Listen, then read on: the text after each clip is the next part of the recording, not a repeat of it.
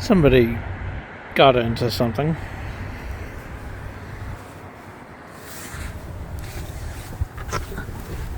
That's it. You're maybe cut off from coming to work. I guess it is somewhat appropriate that you chewed up a Phish hat, but...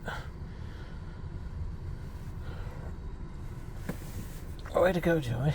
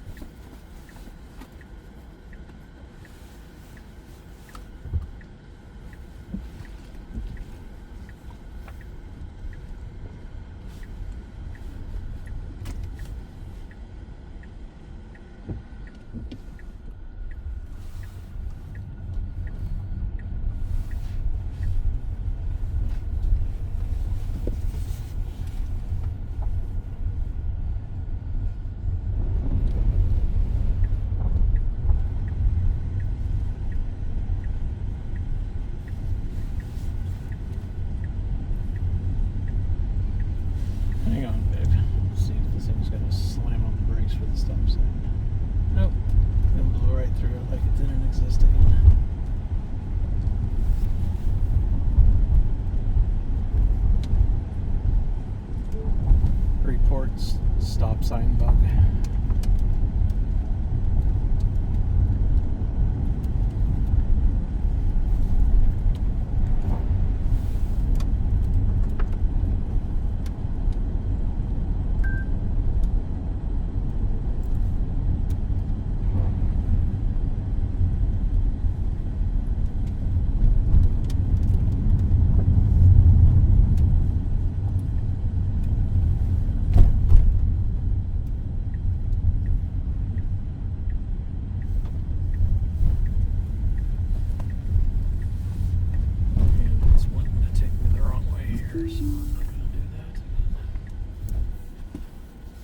And it's bound and determined to drive half a mile out of the way only to turn around.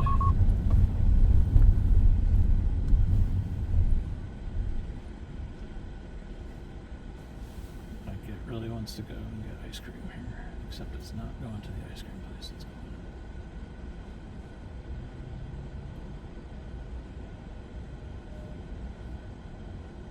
Going to somebody's backyard.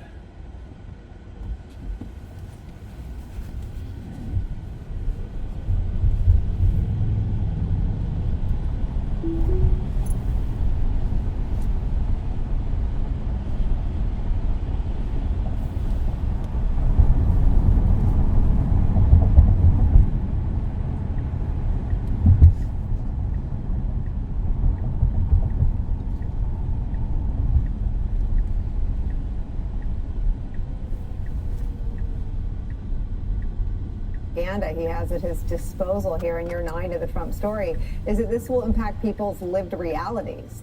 There's no spin. There's no special you can do in right-wing media to make the prices at Walmart what they're not. There's no special you can do at the grocery store to make the price of things what they're not.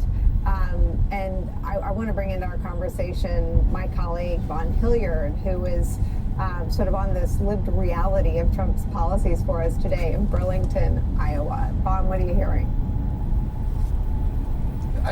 consternation and uncertainty, and I think it's in large part, Nicole, because most of these folks, they've already lived it. They lived it 7-8 years ago, and for all the purposes and understanding of what's about to take place, is that this is not going to be a short-term conversation that any of us are having. If you go back to 2018, when he initiated his trade wars against Mexico and Canada, he kept the tariffs in place for almost 9 months.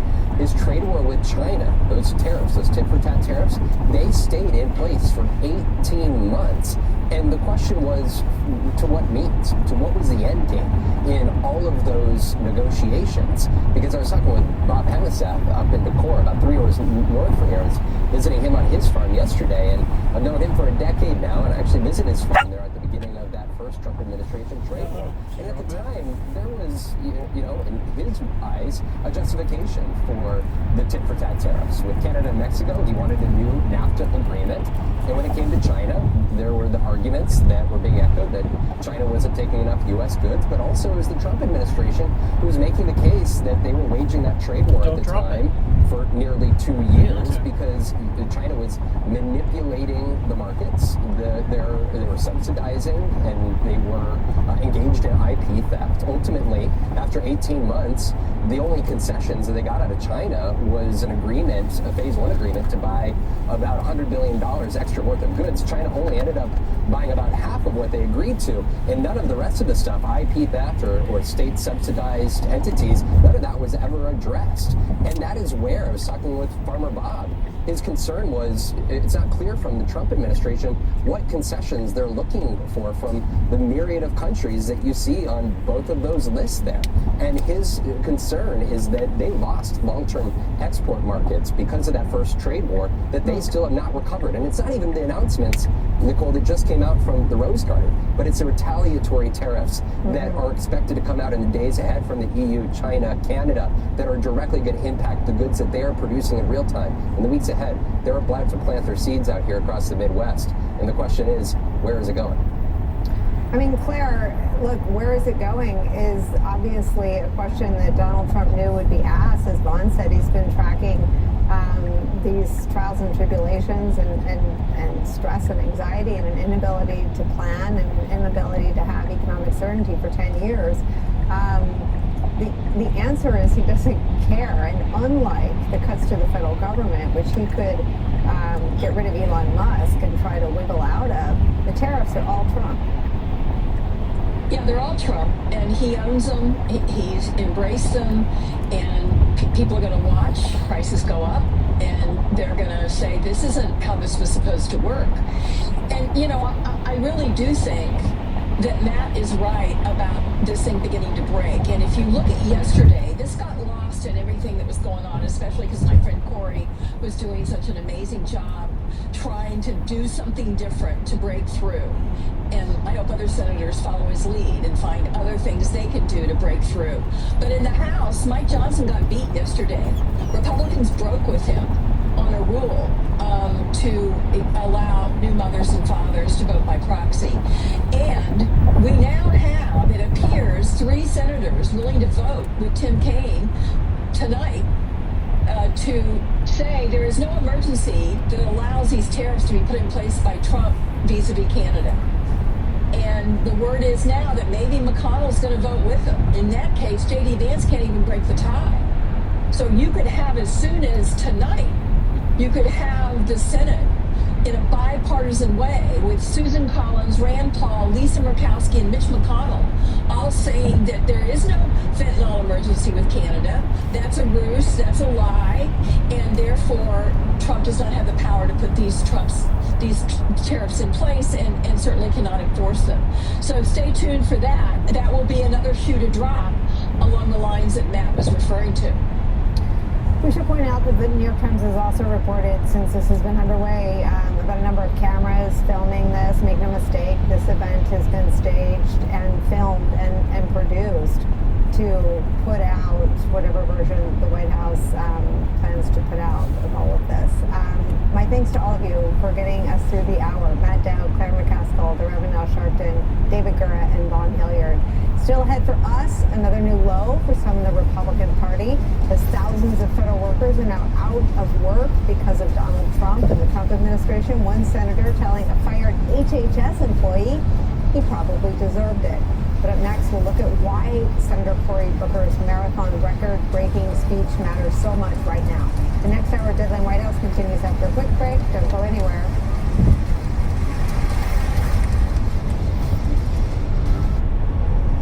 Trains.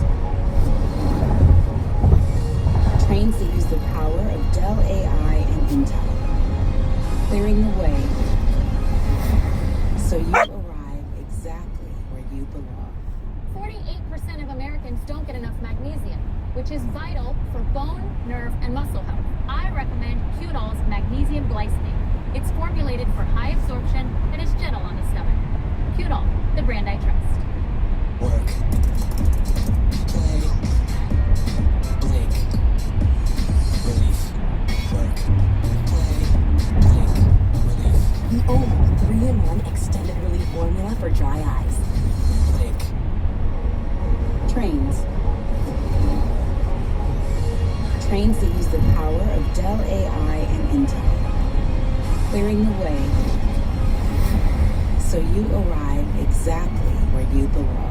When I was diagnosed with HIV, I didn't know who I would be. But here I am, being me. Keep being you and ask your healthcare provider about the #1 prescribed HIV treatment, Biktarvy. Biktarvy is a complete one-pill, once-a-day treatment used for HIV in many people, whether you're 18 or 80. With one small pill, Biktarvy fights HIV to help you get to undetectable and stay there, whether you're just starting or replacing your current treatment. Research shows that taking HIV treatment as prescribed and getting to and staying undetectable prevents transmitting HIV through sex. Serious side effects can occur, including kidney problems and kidney failure. Rare life-threatening side effects include a buildup of lactic acid and liver problems. Don't take Biktarvy if you take dofetilide or rifampin. Tell your healthcare provider about all the medicines and supplements you take. If you are pregnant or breastfeeding or have kidney or liver problems. If you have hepatitis B, don't stop taking Biktarvy without talking to your healthcare provider. Common side effects are diarrhea, nausea, and headache. No matter where life takes you, Biktarvy can go with you. Talk to your healthcare provider today. You've got a subscription for streaming movies and music, maybe even one for food. But what about when it's your water line that's streaming? Repairs are expensive. Good contractors are hard to find. The plan from HomeServe is like a subscription for peace of mind. For one small monthly fee, when a covered system breaks, we'll send a qualified contractor and pay for the repair. Why worry? Get HomeServe and chill. Plans from HomeServe start at just $4.99 a month. Call 1-833-735-4495 or visit homeserve.com. And I know the way. What do I know? I know that everything is connected.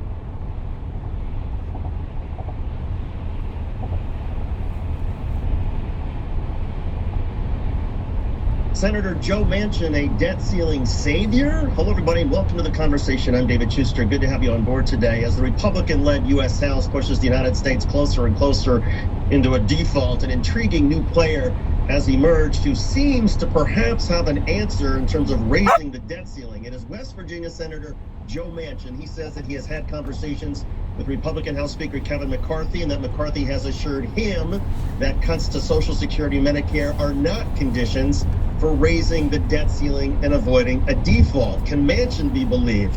Can McCarthy be believed? Well, here to talk about all of this is Christina Karika Haley. She's a Democratic strategist. Christina, first of all, what do you make of Joe Manchin essentially inserting himself into all of this? I think it's where Joe Manchin feels the most comfortable, to be honest. I think, it's obviously come to be much more highlighted in the past year or two, but, that's where Joe Manchin has always found himself. I mean, I think if he truly continues to represent West Virginia, that's kind of where West Virginia is, right? It's a red state that has a lot of blue qualities and things like that. But I think where he's found his sweet spot is kind of, as I don't know if I would call him savior, as we did in the intro, but as a kind of broker, right? And he feels that he's able to chat with Republicans in a way that a lot of his Democratic colleagues aren't. Whether that's true or not, Maybe. I mean, it has proven correct in a few situations. But I think the most intriguing part is he is able to have these conversations.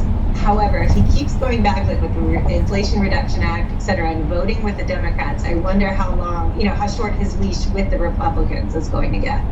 The state of West Virginia has something like 60% of its population relies exclusively on Social Security and Medicare. So this feels like the sort of issue where Joe Manchin can't necessarily burn the Democrats as he's burned them before by making a promise that Social Security, Medicare won't be cut, and then suddenly he's proposing a cut.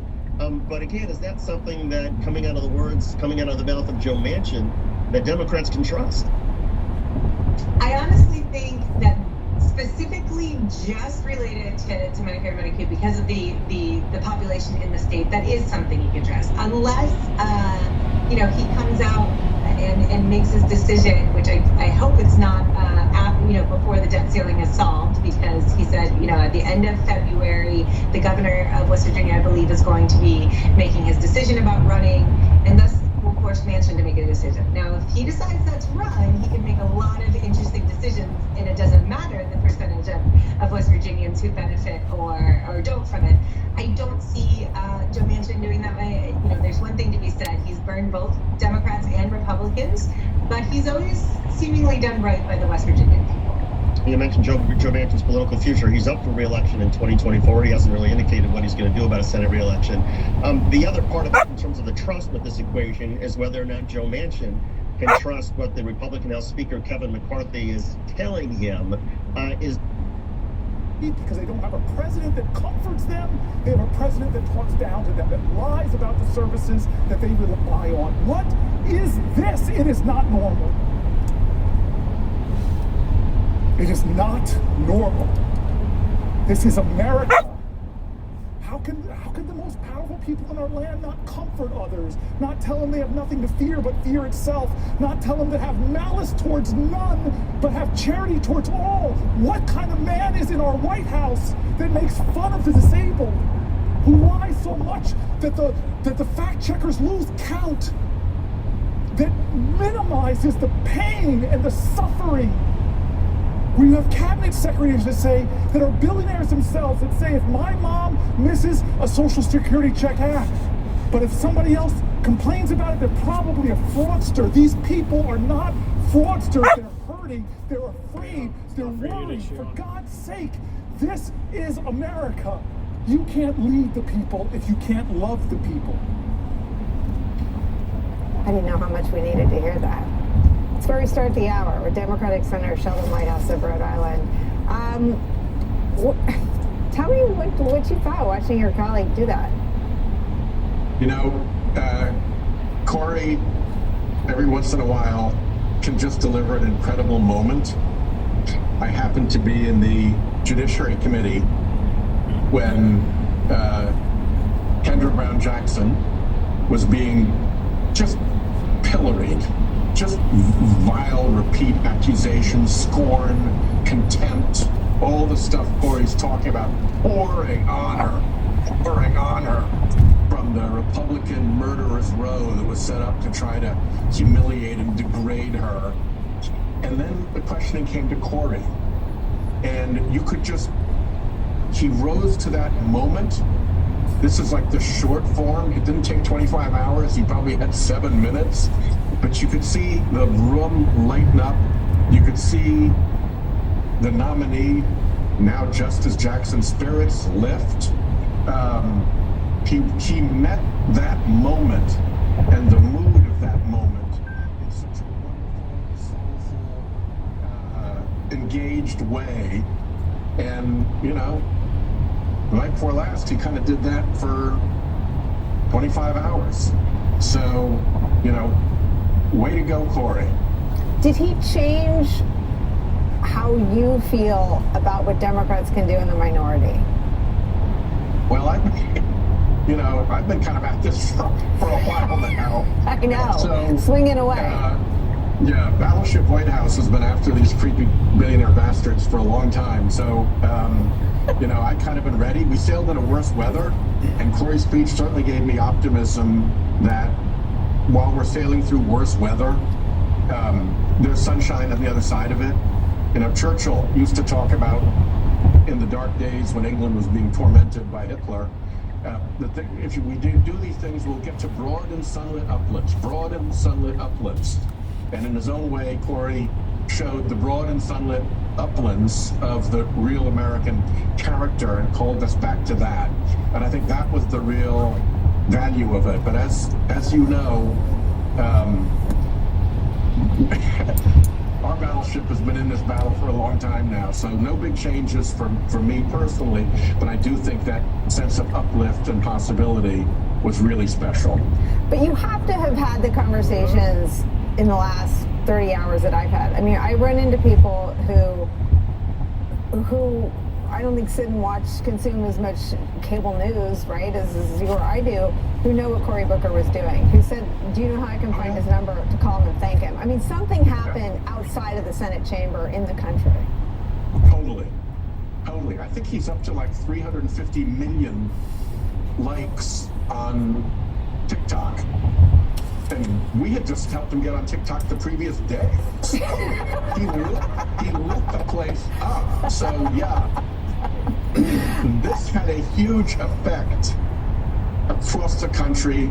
And if it's really 350 million and those aren't kind of repeats being double counted, that's all of us. So it's obviously around the world as well. So yeah, I think the biggest effect of his speech was not so much in the Senate as it was in the outer world of people listening. When you do 25 hours, you break through. And where your message is his, that's a good message to get out there. And I think a lot of people felt heard and engaged because of it. So I think it's going to have a real effect. Well, I mean, and then you take it, I mean, I've called them twin pillars, but you take his moment and all of the contact that people have had with even a moment of it, right? They're the live streams, which are monumental numbers as well. And then there's all this contact with what he was doing. And then all these people looking for his number to call him and thank him for doing something. And to your point, you're doing something all day, every day in the minority and the majority, and it's constant. But some of it is just reminding people that they have agency. I mean, the greatest success of MAGA and the swerve toward authoritarianism is making people feel trapped on a path, making people feel like those little race cars that are in the rut and they just have to go around and around the track.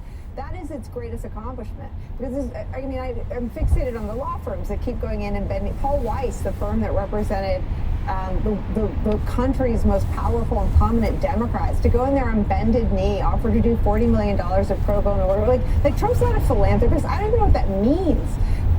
The idea that people are caving to him over executive orders in that instance that a federal judge described as unconstitutional on multiple grounds and giving her a, quote, chill down her spine, is about a mindset. And the idea that, one, Cory Booker's single act carried out over 25 hours has broken through to hundreds of millions of people, and two, that when voters actually had a chance to, walk into a voting booth, they said not just no, but hell no, feels like a real moment. I think it has really been a really significant 24 hours. Cory's speech was an important part of it. Wisconsin's voting was a big thing, particularly after that clown Musk went up there and jumped around on stage with his cheese head on and made himself the center of attention. So he has really disabled himself as a credible entity among Republicans, because they're the ones who are going to have to face a whole bigger crew of voters in November of 26. And the more we can paint them with Elon Musk and his cruel and stupid antics, the more trouble that they're going to be in, and they know that now. I mean, there was a 16, 17-point shift in those two Florida districts. We didn't win them, but we cut a 30-point difference in half. So if you're in a 14-point Republican district right now, or a 12-point Republican district right now, you're looking around and saying, oh, crap. Yeah.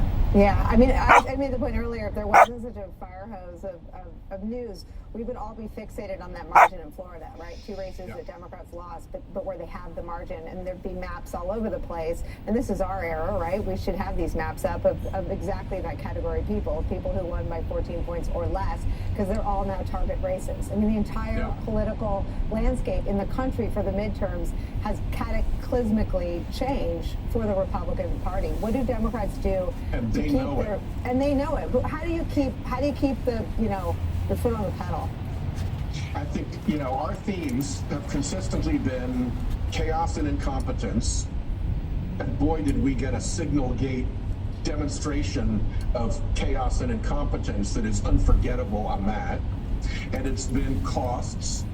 And folks going into their grocery stores are seeing costs going up. They're getting home insurance bills that are blowing through the roof. The cost situation is completely turned against Trump after he ran on that. And then you've got the other C is corruption. And the rampant corruption is so obvious and so disgraceful and disgusting that we'll have such a tale to tell in 26 about how these guys sold people out for the most corrupt and foul of motives, particularly with respect to the fossil fuel industry, which has just been grotesque through all of this. After there was a visible deal where Trump said, give me $1 billion, I'll give you your wish list. Well, we know he got 100 million, and we know they're getting the wish list. I mean, how do you beat that story on corruption? So we have so many tools. I'll close by saying this, Nicole. I've been a prosecutor.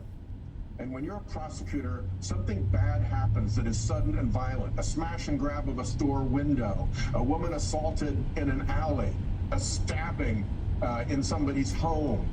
And what you'd like is for the response to be instantaneous, the superhero to drop down and make it all right away. That doesn't happen.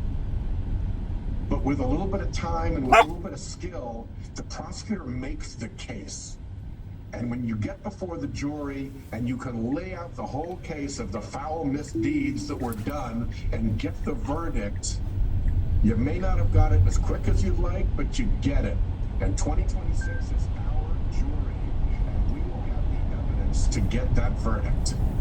Wow. And you've got, I guess, in the words of the voters that have spoken out in Wisconsin, you've been able to test some of the evidence. I mean, the problem that Trump seems to have right now is that the evidence doesn't need to be filtered through the media. It doesn't need to be filtered through any elected officials in the Democratic or Republican Party.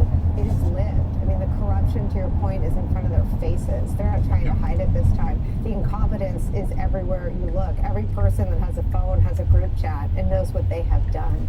And the costs are going to be in front of their face, too, especially tomorrow after the tariff announcement. Senator Sheldon Whitehouse, please come back. Thank you for being here today. Thanks for having me on. Thank you. We want to tell you guys, this is big. Senator Cory Booker is going to be on in the next hour with my friend and colleague, Ari Melber, at the very top of the beat. Joining me at the table, though, right now is Everett Kelly, president of the American Federation of Government Employees. Also joining us, Democratic strategist and MSNBC political analyst Basil Smikle. And joining us from her remote location, the president of Reproductive Freedom for All, Minnie Timaraju. Minnie, I start with you and your thoughts on the election and Cory Booker's big night. Well, it was a big win. Reproductive freedom and abortion access were front and center in this race. Judge Susan Crawford has been a long-standing champion of so many fundamental freedoms. But look, we were on the ground in this race. We were facing a $25 million investment from the world's richest man, Elon Musk, unprecedented spending. And yet, when I was on the ground in Wisconsin earlier last month, I should say, the energy was electric. I was on campus at University of Wisconsin-Madison, and all of the young folks in the crowd had voted early and were bringing friends to the polls to beat the spring break, absence on campus. So we saw so much energy at the Capitol. We saw so much energy in Milwaukee, and we went into yesterday believing very strongly that if the people show up, we can win, and that people can win over money in politics. And we were proven right. And I think this is a really important shot in the arm for us as a movement. Just earlier today, I was at the Supreme Court. There's another case trying to defund Planned Parenthood from Medicaid. At the Supreme Court today, just a few days ago, the Trump administration released dramatic cuts to Title X, the nation's safety net family planning program. And we know these are radically unpopular cuts and hits on one of the most trusted brands in family planning, which is Planned Parenthood. We needed Wisconsin to really make sure our activists understood that they have the power, the people have the power, and we can win, and reproductive freedom continues to be a driving force. Senator Booker really brought it all together, brought it all home. He talked about healthcare. He told real stories of real people in America who've been writing in, who've been telling him how these cuts have been affecting them. And that's going to be our job, to carry that message through the next couple of recesses back in these congressional districts, to tie the thread between DOGE, the cuts to Medicaid, the budget ramifications, and how it's affecting day-to-day lives. And I think we're on the pathway to do that. The other thing you heard from voters in their own words is something that you and I were talking about before the show started. People are not opposed to efficiency.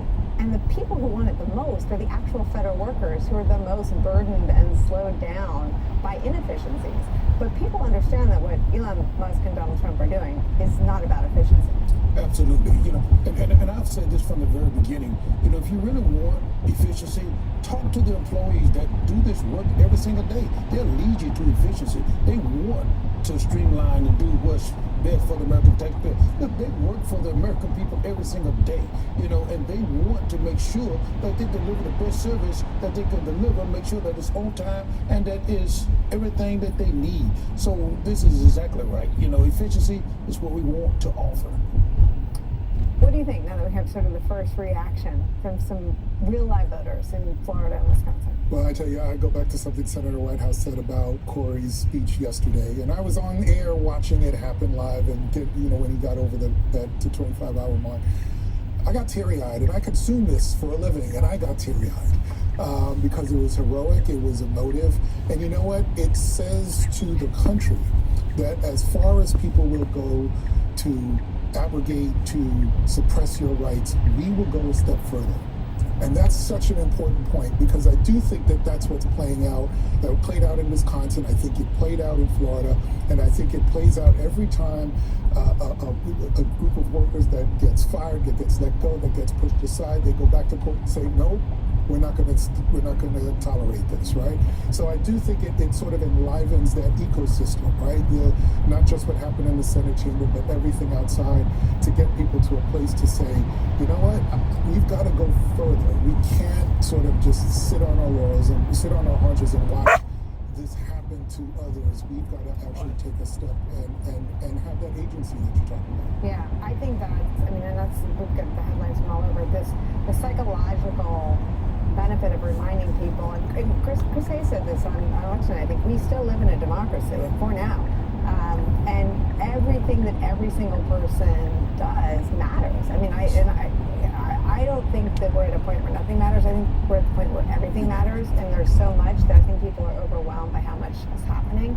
But I think Cory Booker's and the hunger that people clearly had for it, the way they're consuming it speaks to our hunger, not just his extraordinary act, but our appetite to see something like that.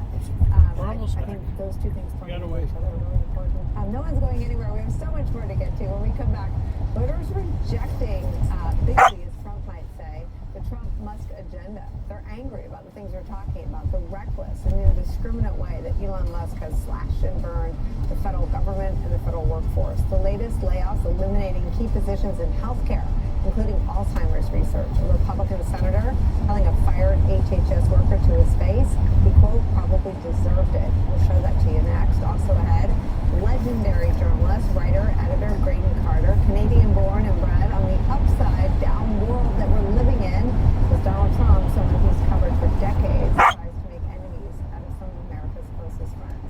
Devin Whitehouse continues after a quick break. Don't go anywhere.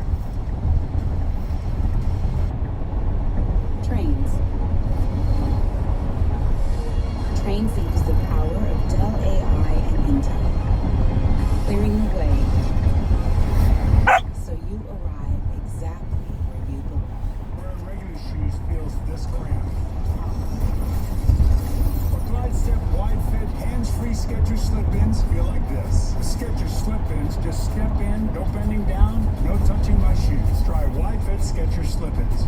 I personalized the outer packaging of the coffee, and I made a TikTok. When I went viral, I had over 1,200 orders and over $25,000 in sales. Had enough not been for TikTok, Cafe and Pros would not be around today. Oh, don't forget, dinner with my boss. Great. Our new ultimate adhesive will save the day. New Polygrip Ultimate All-in-One. Gives superhuman hold, food seal, and comfort. If your mouth could talk, it would ask for Polygrip. David takes Prevagen for his brain, and this is his story. Nice to meet you. My name is David. I've been a pharmacist for 44 years. When I have customers come in, I recommend Prevagen. Number one, because it's effective, does not require a prescription, and I've been taking it quite a while myself, and I love it when the customers come back in and tell me, David, that really worked so good for me. Makes my day. Prevagen, for your brain.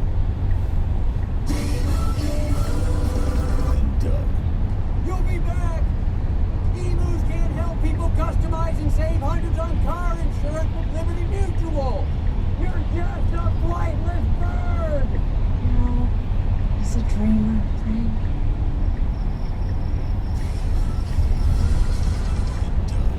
Lovely.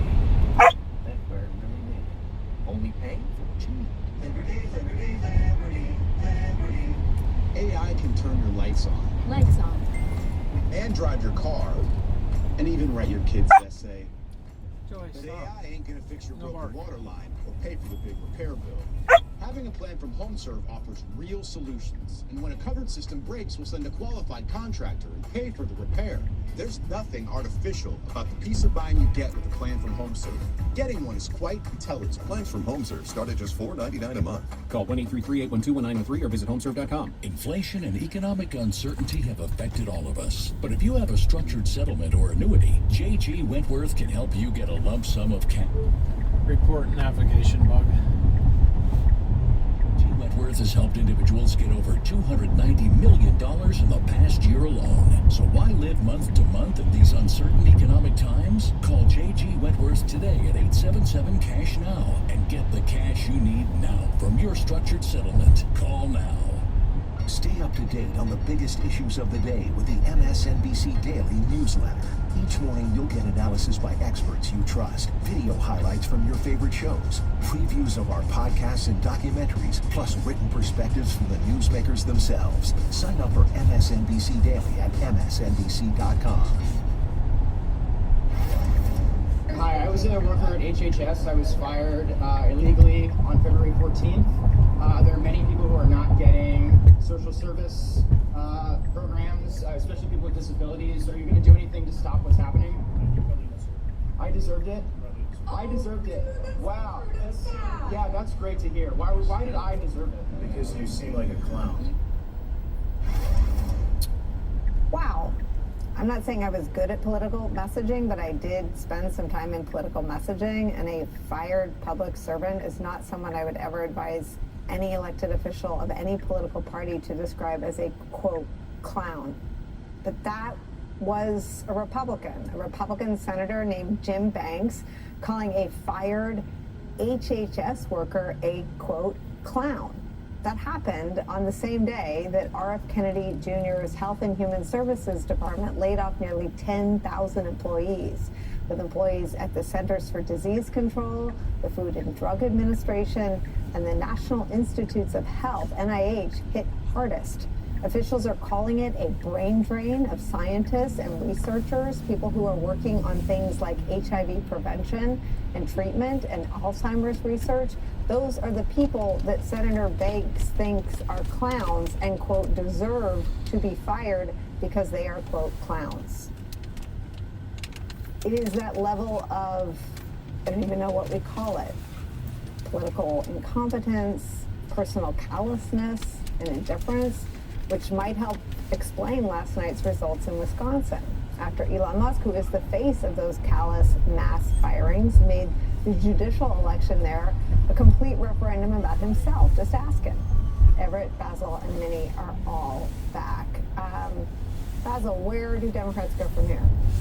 Well, I think working with organized labor, number one, working with folks to do something I'm saying before, which is that when in situations like this, when people are being pushed out or fired, number one, take them to court. make sure that if this is going to be done, and make sure that they're doing it legally, and if not, make sure that folks are getting their jobs back and back to work, number one. Number two, I do think using that messaging, putting that senator's sort of remarks front and center, calling that guy a clown and saying you probably deserve it. How many of his constituents are facing a similar situation right now? I would go to each one of them and say, I can't believe that.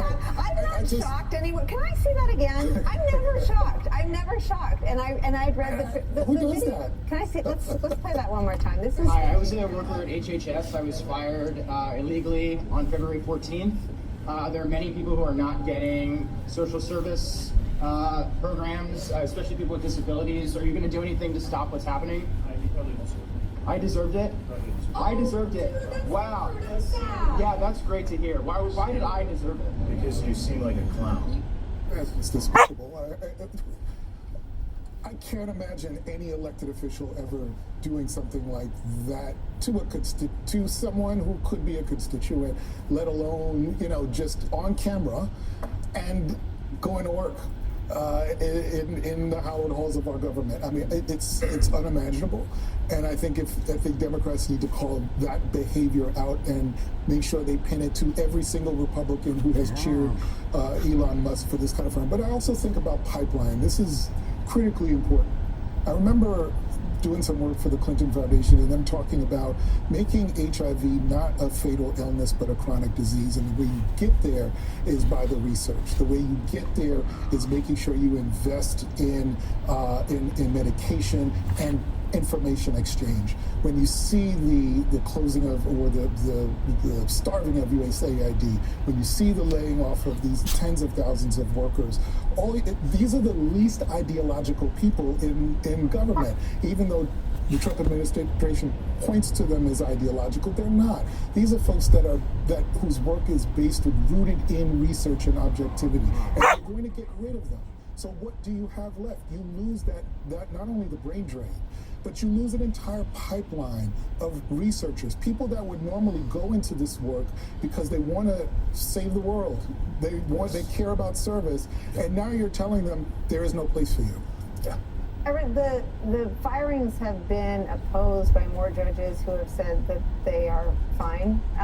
What is the path? What is the future in terms of the federal workforce? Well, it's hard as long as this administration continues to fire people for no reason whatsoever. It's going to be hard to even maintain people that have an interest in working for the federal government. However, what we see, and I think about what I just saw on television, it's the epitome of the thought process of this administration. Since January the 20th, we've seen more and more of this from certain elected officials, and it's becoming a norm. And the American people needed to have seen that, and I think that the American people are roused up about that, and you're going to see action because of it.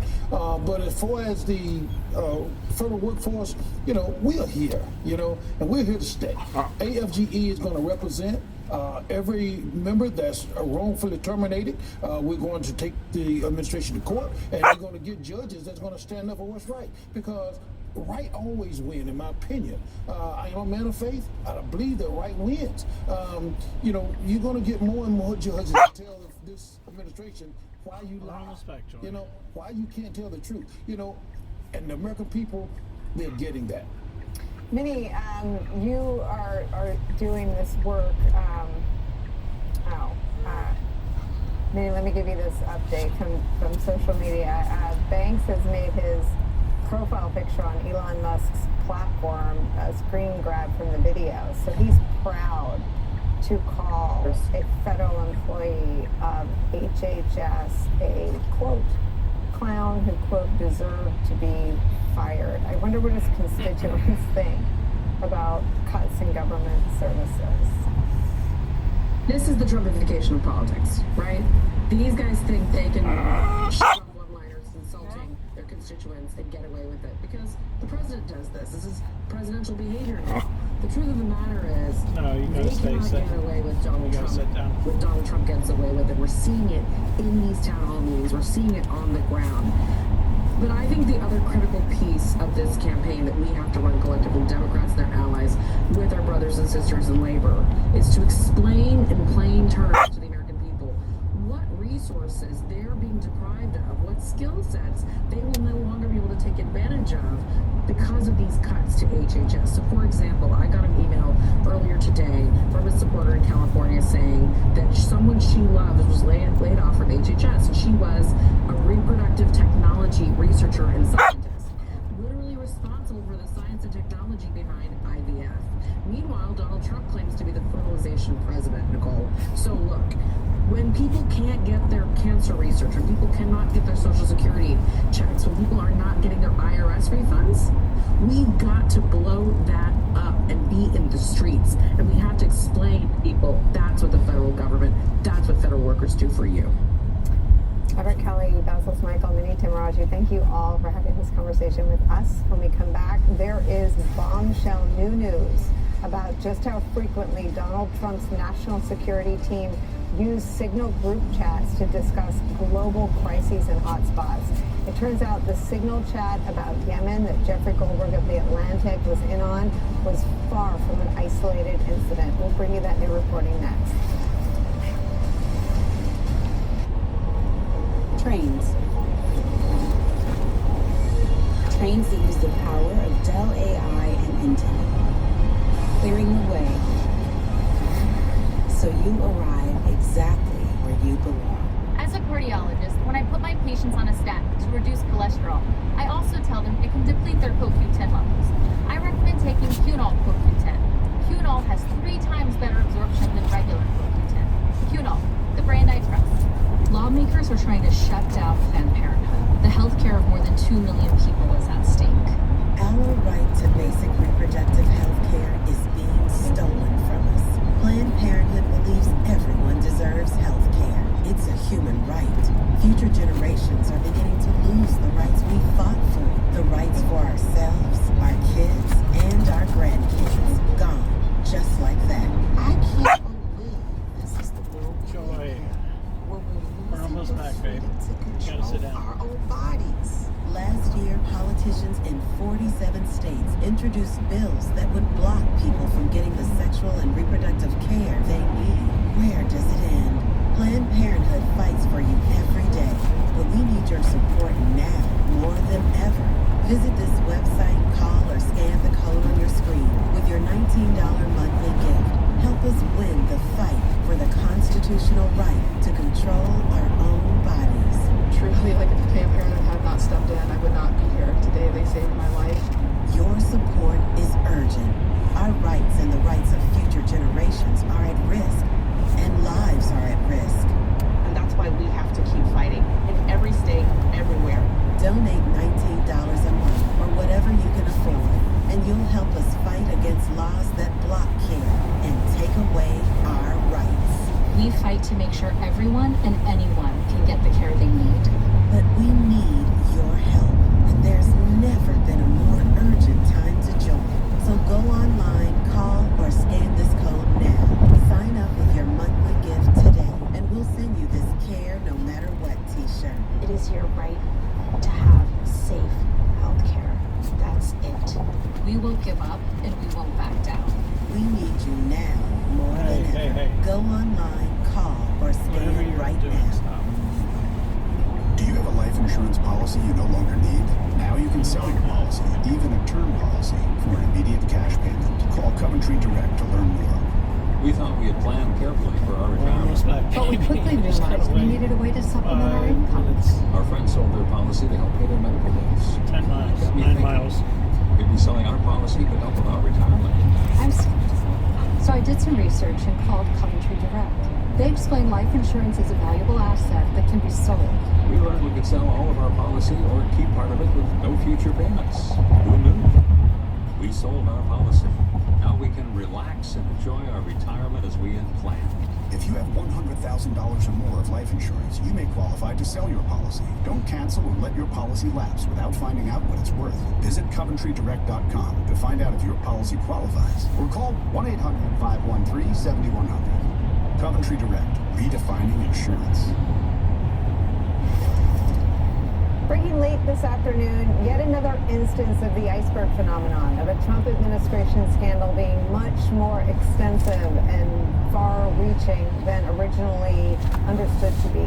Politico is reporting that NBC has not yet confirmed, but they are providing new details about how commonly the Trump administration's national security team relies on the app Signal, a publicly available messaging app, to conduct its work. From that report, quote, National Security Advisor Mike Waltz's team regularly set up chats on Signal to coordinate official work on issues including Ukraine, China, Gaza, Middle East policy, Africa, and Europe. That's according to 4 people who have been personally added to Signal chats.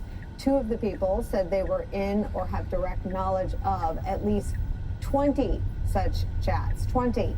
All 4 said they saw instances of sensitive information being discussed. Joining us, former top official at the Department of Justice and MSNBC legal analyst Andrew Weissman. We should point out that the Wall Street Journal has also previously reported on additional Signal group chats that exist around sensitive national security issues. It's tempting, I think, to talk about what will happen because of something Senator Cory Booker said last night is not normal. So I think we know from the current Attorney General herself that there will not be an investigation into Mike Waltz, the National Security Advisor. But that doesn't mean that the American people shouldn't understand why in normal times there might be. Can you explain what a normal administration might do at a moment like this? Sure. So it is not normal to use a commercial vehicle like Signal to have government communications. And this isn't some minor technical rule. It's there for 2 reasons. One, you want to use a system that is secure as possible, no matter what the subject is when you're the government, particularly when you're talking about something that could be classified or highly classified, such as war plans, when planes will take off. So you want to use a government-based means of communication that is highly secure given the nature of the communications, because we have adversaries looking for it. The second thing is that there are disclosure obligations. The reason you use government comms systems is because there are laws that require you to keep documents and, when legally required, to be able to produce them in litigation such as FOIA litigation, which is the Freedom of Information Act. And so this is, I have to say, not surprising when you think about the fact that our current president was charged with keeping highly classified information in a highly insecure location, which is a sort of beach resort in Florida. And so the tone is set from the top, and that is what you're seeing here. Under normal circumstances, the Department of Justice would not be making pronouncements with no investigation that there will be no investigation of this. There are low-level people who are in jail now for doing what appears to be far less than what the reporting suggests. If you were to take classified information and intentionally make it available in an unclassified system, people get prosecuted for that. And so here, the fact that you have an attorney general who's saying we're not even going to look into it is one more sign that the Department of Justice is not upholding the rule of law, and certainly not doing it in an even-handed way. Could you just remind folks of the investigations, and I don't remember if they were prosecuted, but I think they were, of David Petraeus and Sandy Berger? Yeah, absolutely. So David Petraeus was prosecuted in connection with disseminating to a woman who was helping him write a book. He was having a relationship with her also at the time. He then was asked about it, and by all accounts was not truthful about what he had done, and he was prosecuted for that. To be fair, he did not receive a lengthy jail sentence. He received what could be described as a slap on the wrist, but nevertheless, he had to resign. There were huge consequences to him, and swerved for a duck or a goose. Duck, duck, goose. was in connection with that one instance of writing a book. The idea that this is the National Security Advisor, if the reporting is true, that is doing this with respect to, I mean, that is a position that is so sensitive, like the CIA director, which was David Petraeus's position. And David Petraeus is just one example of this. There are many, many others. He's a high-level example, but there are many low-level people who take things home, who cause classified information to be treated cavalierly, and they are prosecuted for it. This is the kind of thing, having been in the intelligence community, you're very aware of this. It's fine if you make a mistake, but that's not what we're hearing here. And remember, Pam Bondi, when she talked about the signal discussion, she said, oh, well, this appears to not be intentional. This seems to be inadvertent. But if there were 20 instances of this, this is not inadvertent. This is an intentional use of a commercial application for these kinds of communications. What we don't know, and I just should point out, with respect to these 20 or so examples, we don't know if it's classified information, but it still would be improper and wrong, even if it was not classified information, to be using a commercially available tool where there's no ability to retain that information for purposes of disclosure and discovery and compliance with the transparency laws of this country. Andrew Weissman, thank you for being available. We have 11 other things happening to ask you about. You'll have to come back tomorrow. Thank you for being here today. When we come back, how Donald Trump has managed to quickly turn some of America's closest friends and allies into adversaries and enemies. Legendary journalist, writer, and editor Graydon Carter will be our guest after a short break. As the Trump administration forges ahead during these critical first 100 days, Rachel Maddow is on 5 nights a week. More than ever, this is not a time to pretend this isn't happening. The Rachel Maddow Show, weeknights at 9 on MSNBC. MSNBC Premium gives you early access and ad-free listening to Rachel Maddow's chart-topping series, MSNBC original podcasts, exclusive bonus content, and all of your favorite MSNBC shows now ad-free. Subscribe on Apple Podcasts. Hey, grab more delectables. You know, that lickable cat treat. Delickable delectables. Yes, just hurry. Must be delicious. Delectables, lickable treat. Deliciously delectable delectables. I'm obsessed with this Olay Hyaluronic Body Wash. With vitamin B3 complex, it's really hydrating.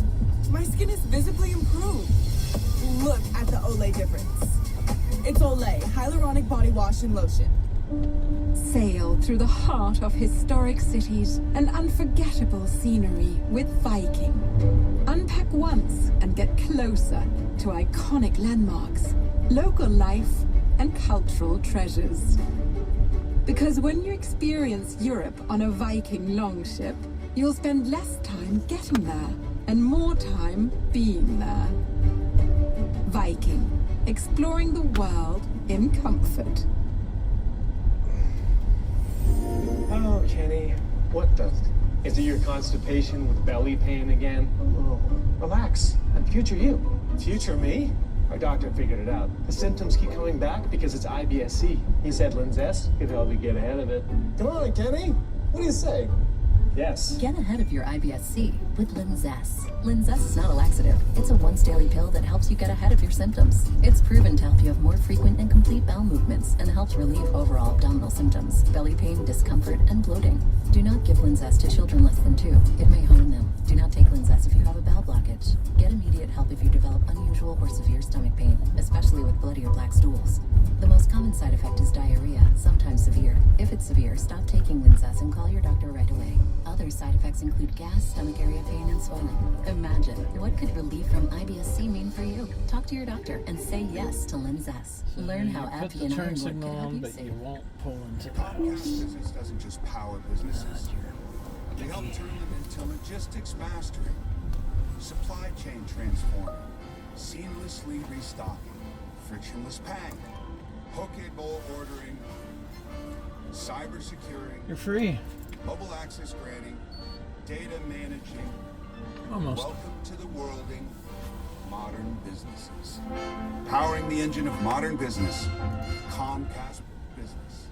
Artificial intelligence is vital to America's economic future. We must lead in developing AI, including open and closed source models. As the global leader in AI, America can strengthen small businesses, create new jobs, and spread our tech innovations across the globe. But if Washington ties the hands of America's innovators, China will gain a global economic advantage.